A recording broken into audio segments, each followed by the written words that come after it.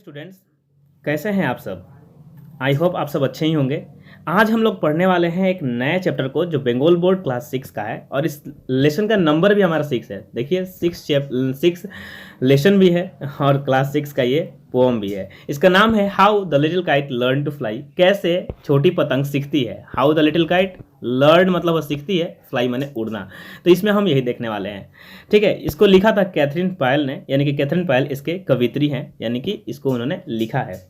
Let start, इनके बारे में थोड़ा पढ़ते हैं जो हमारे राइटर हैं, जिससे कि अच्छा से समझ में आएगा हमको पोएम। तो कैथरीन पायल का जन्म 1863 ईस्वी में और मृत्यु 1938 ईस्वी में हुई थी। ये आपको देख रहे हैं।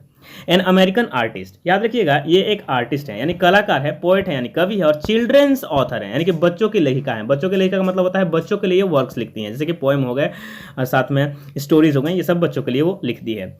वॉज बोर्न इन विल्मिंगटन डिलावेयर, इनका जन्म विल्मिंगटन डिलावेयर में हुआ था, जो कहाँ है तो यूनाइटेड स्टेट्स ऑफ अमेरिका, यानी कि अमेरिका में कैरोलिना का पास है। ठीक है, ये जगह का नाम है। बेसिकली आपको इतना याद रखना है, इससे ज़्यादा आपको याद करने की आवश्यकता नहीं है।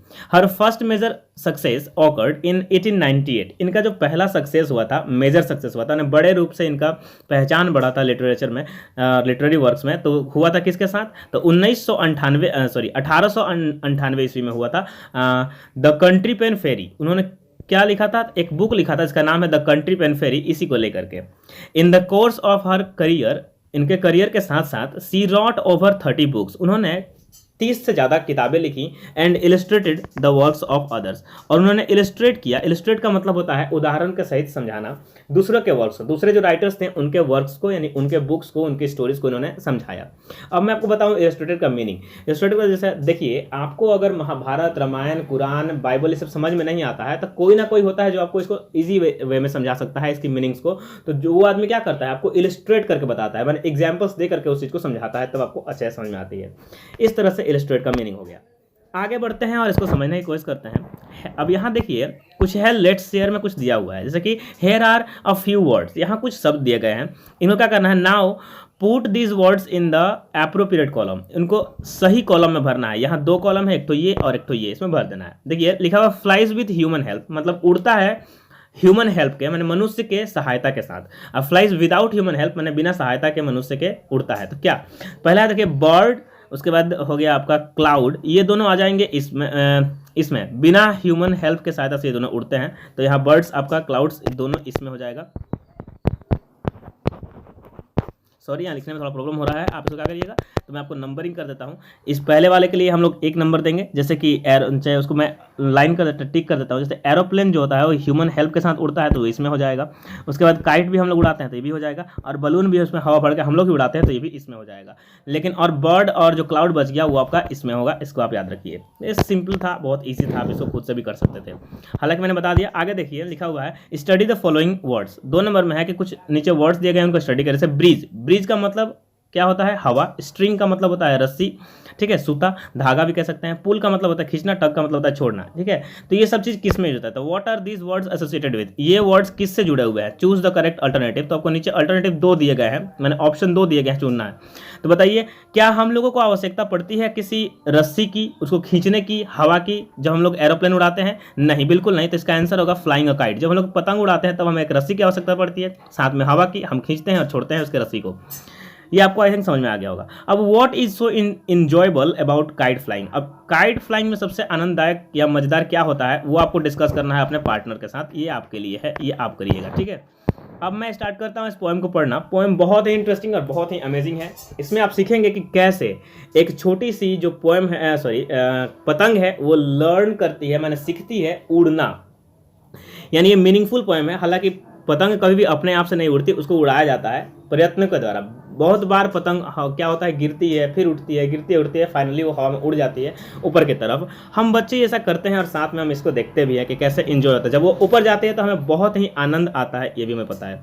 So let's read the poem and try to understand the meaning of it, and each and every word is very important and very essential for you, so take it down in your notebook, मतलब अपने notebook में से लिख ले। जैसे I never can do it, the little kite said as he looked at the other things high over his head।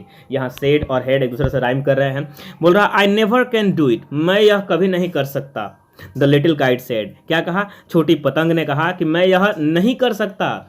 As he looked, जैसे ही उसने देखा, looked at the other things, मैंने दूसरे चीजों को, हाई ओवर हिज हेड, यहां समझिए high का मतलब ऊपर, ओवर का मतलब ऊपर, ऊपर से भी ऊपर को कहते हैं हाई ओवर, ठीक है। तो हिज हेड, अपने सर के जब ऊपर उसने देखा आसमान में, तो देख रहे करी हम तो उड़ ही नहीं सकते, मुझे डर लग रहा है। ये कब कहती है, तो बोल रही है I never can do it, मैं ऐसा कभी नहीं कर सकता, मतलब मैं कभी उड़ नहीं सकता। I know I should fall if I try to fly, try said the big kite, only try, यहाँ फ्लाई और ट्राई जो है आपका राइम कर रहे हैं, ई, ठीक है। तो आई नो, मैं जानता हूं, I should fall if I try to fly, अगर मैं कोशिश करूंगा उड़ने का तो मैं गिर जाऊंगा। तभी क्या होता है, said the big kite, try only try, केवल ट्राई करो, डरो मत। ये कहता है कौन, तो बिग काइट कहता है कि डरो मत, ट्राई करो, केवल ट्राई करो। जैसे हम लोग कहते हैं क्या, बच्चे आपसे ये अभी नहीं हो रहा है, इस सम को अभी कर नहीं पा रहे हो, कोई बात नहीं, आप ट्राई करते रहो, एक ना एक टाइम ऐसा आएगा आप इसे कर लोगे। तो इसे बार बार करने से आप कोई भी चीज कर सकते हैं। सपोज दैट आप साइकिल चलाना सीख रहे हैं, तो क्या आप एक ही दिन में साइकिल चलाना सीख जाएंगे? बिल्कुल नहीं, आप ट्राई करेंगे, कोशिश करेंगे, गिरेंगे, उठेंगे, फिर पैडल मारेंगे, और इस तरह से एक टाइम ऐसा आएगा जब आप साइकिल को खुद संभाल पाएंगे और खुद चला पाएंगे। तो समझ में आ चुका होगा आई थिंक यहाँ तक। अब आगे बढ़ते हैं। और I fear you will learn at all, never will learn at all, sorry थोड़ा मिस्टेक हुआ। और I fear you never will learn at all, अगर तुम ट्राई नहीं करते हो तो मुझे डर है। आई फियर मतलब मुझे डर है, यू क्या है, यू नेवर विल लर्न, तुम कभी नहीं सीख पाओगे, एट ऑल, ये सारी चीजें, मैंने कि उड़ना यहाँ पर। But the little kite said, लेकिन छोटी पतंग ने कहा, I am afraid I will fall, मैं क्या हूँ, मैं छोटी हूँ, पहला बात ये जान लीजिए, और मैं डरी हुई हूँ कि मैं गिर जाऊंगी। आई विल फॉल का मतलब गिर जाऊंगा। द बिग काइट नोडेड, तब बिग काइट ने इशारा करते हुए कहा, ठीक है, वेल गुड बाय, तो चलो फिर मैं चलता हूँ, है ना, मैं अब चलता हूँ, गुड बाय बोल के वो जैसे ही निकलता है, आई एम ऑफ बोल करके बोलता है, आई एम ऑफ, मैं चला। देन क्या होता है देखिए, and he rose towards their tranquil sky, और कहाँ वो बढ़ जाता है, वो शांत आसमान की तरफ बढ़ जाता है। ट्रैंक्विल का मीनिंग जानना जरूरी है।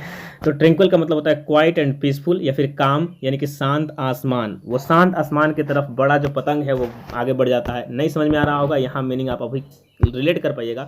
ये बड़ी पतंग आगे बढ़ जाती है, इसको बोल करके, ठीक है आप तुम नहीं करना चाहते तो मैं क्या कर सकता हूँ, छोड़ दो तुम, और ये बोल करके ये आगे निकल जाता है। तो आपने क्या देखा कि कैसे दो चीज़ यहाँ पर देखने मिली। पहला तो बड़ा पतंग इसको बोलना चाहता है कि आप करो, वो नहीं करना चाहते तो छोड़ के चला गया। लेकिन अब छोटी पतंग में पतंग क्या करता है वो देखना है हमको, छोटे पतंग के बारे में।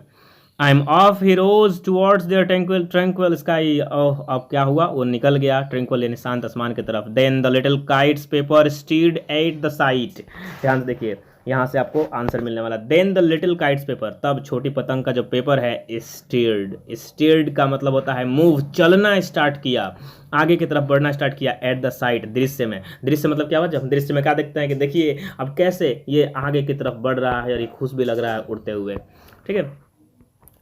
स्टीड का मतलब मूव, चलना हो गया। Steed at the side, and trembling he shook himself free for flight. अब क्या हुआ, एंड ट्रेम्बलिंग ही सुक, सुक का मतलब क्या होता है, शेक से बना, शेक का सेकंड फॉर्म सुक, इसका मतलब होता है हिलना, कांपना।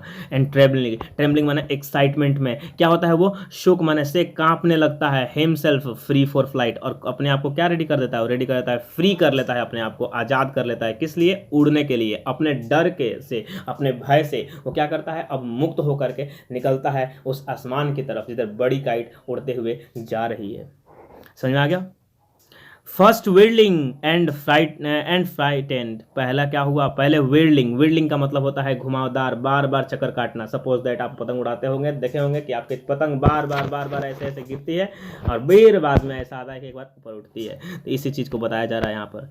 समझ में आ रही है मेरी बात, इजी है, समझिए। तो पहले विर्लिंग माने पहले चक्करदार रूप में वो घूमता है, एंड फ्राइटेंड डरा हुआ होता है, देन ब्रेव ग्रोन, और तब उसके बाद बहादुर हो जाता है। बहादुर कब होता है, जब वो ऊपर की तरफ उड़ना स्टार्ट करता है। जैसे हमारी पतंग पहले जब हम उड़ाते हैं तो वो नीचे की तरफ घूमते रहती है, तब तक हमको अच्छा नहीं लगता, लेकिन जैसे ही वो ऊपर उठती है हम बहुत ही खुश हो जाते हैं और चहकने लगते हैं। आप ही रोज थ्रू द एयर अलोन, अकेले ही, अलोन का मतलब अकेले ही, अप माने ऊपर की तरफ, ही रोज वो बढ़ता गया, थ्रू द एयर हवाओं के से होता हुआ, till the big kite looking down could see, तब तक वो उड़ता गया जब तक कि बिग काइट बड़ा वाला पतंग लुकिंग डाउन नीचे ना दिखने लगे, कुड सी माने नीचे देख सके। तो देखिए एक टाइम ऐसा आया है कि ये छोटी वाली पतंग इस बड़ी वाली पतंग से भी ऊपर चली गई है, तब तक ये ऊपर उड़ती गई जब तक कि ये नीचे ना हो जाए। यानी वो दिखाना चाहती है कि मैं भी अब कर सकती हूँ, ऐसा नहीं है कि मैं नहीं कर सकती, ये मेरे लिए भी ईजी है। ठीक है, मैं हार नहीं मानने वाली। इसी बात को आपको भी सीखना है कि ज़िंदगी में कितनी भी परेशानियां आए, आपको भी हार नहीं मानना है, केवल और केवल प्रयत्न करते रहना है आगे बढ़ने का, और पढ़ाई में अपना मन लगाए रखना है जिससे कि आप अच्छा कर सकें। ठीक है, आगे है the little one rising steadily, little one का मतलब होता है छोटा, जो पतंग है राइजिंग माने ऊपर की तरफ बढ़ते जा रहा है, सही से व्यवस्थित रूप में और अच्छे से आराम से, यहाँ कह सकते हैं स्टेडली माने आराम से वो ऊपर की तरफ अब बढ़ता जा रहा है, क्योंकि अब वो क्या सीख चुका है कि कैसे ऊपर बढ़ा जाता है।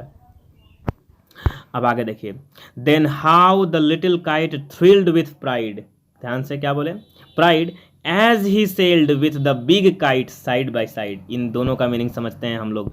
बोल रहा है देन हाउ, तब देखिए कैसे, द लिटिल काइट छोटा पतंग, थ्रिल्ड विथ प्राइड, थ्रिल्ड का मतलब होता है अचानक से कुछ मन में उठ जाना, कोई भावना उठ जाना, जैसे खुशी आ जाना, है ना, अचानक से घुसना, क्या खुश हो जाना, पूरा एकदम खुशी के कारण खुश हो जाना, तो इसी को कहते हैं थ्रिल्ड हो जाना विथ प्राइड। तो यहाँ किससे खुश हुआ है, वो गर्व से खुश हो गया है।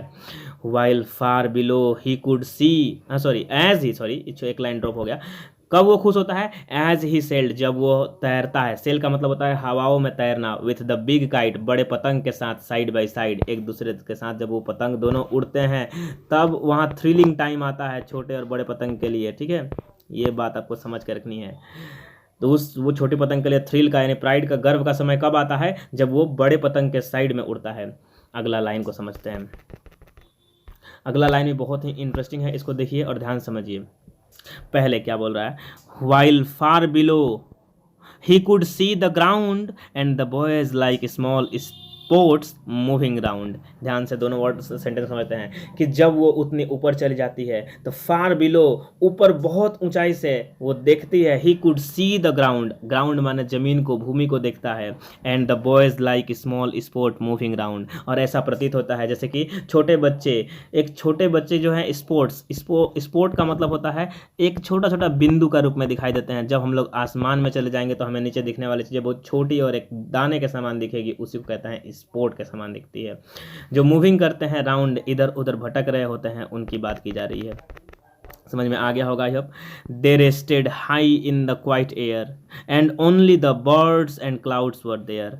यहाँ समझिए, दे रेस्टेड, वे आराम किए, मतलब वो आराम से तैरते रहें, उड़ते रहें, high in the quiet air, शांत आकाश में ऊपर, एंड ओनली, और वहाँ केवल, the birds and the clouds were there, मतलब वहाँ केवल कौन थे, केवल बर्ड्स थी, पक्षियाँ थे, और क्लाउड्स माने बादल थे। Oh how happy I am, oh how happy I am, मतलब मैं अब कितनी खुश हूँ। द लिटिल काइट क्राइड, तब लिटिल काइट चिल्लाकर कहती है कि मैं कितना खुश हूँ। एंड ऑल बिकॉज, क्योंकि मैं, I was brave and tried, क्यों खुश हूँ मैं, इसका रीज़न क्या है, तो एंड ऑल, क्योंकि, ये सब क्यों है, क्योंकि बिकॉज, क्योंकि आई वॉज ब्रेव, मैं बहादुर बन गई, एंड ट्राइड, मैंने प्रयत्न किया। यानी आपने क्या सीखा इस चैप्टर से, कि अगर आप भी प्रयत्न करते हैं तो आप भी अपने जीवन में अपने सामने जो भी चीज़ चाहते हैं वो पा लेंगे और आप बहुत खुश हो जाएंगे। अगर किसी को कुछ बनना है तो उसके लिए उसको पहले मेहनत करनी पड़ेगी, पहले डर जरूर लगेगा, लेकिन आगे जाकर के हम उसे डर को पार कर लेंगे और खुशियां हमारे कदमों को चूम रही होंगी, ऐसा टाइम भी आएगा। तो बच्चों, आपको ये कविता कैसी लगी मुझे कमेंट सेक्शन में लिख सकते हैं। अगर कमेंट नहीं कर सकते हैं, अगर वीडियो पसंद आती है तो लाइक ठोको यार, लाइक करो, लाइक बटन पर एक बार एकदम दबाना, दो बार नहीं दबाना वरना अनलाइक हो जाएगा। लाइक बटन पर क्लिक करो। मिलते हैं एक नई वीडियो में। टेक केयर, अपना ख्याल रखो। जय हिंद।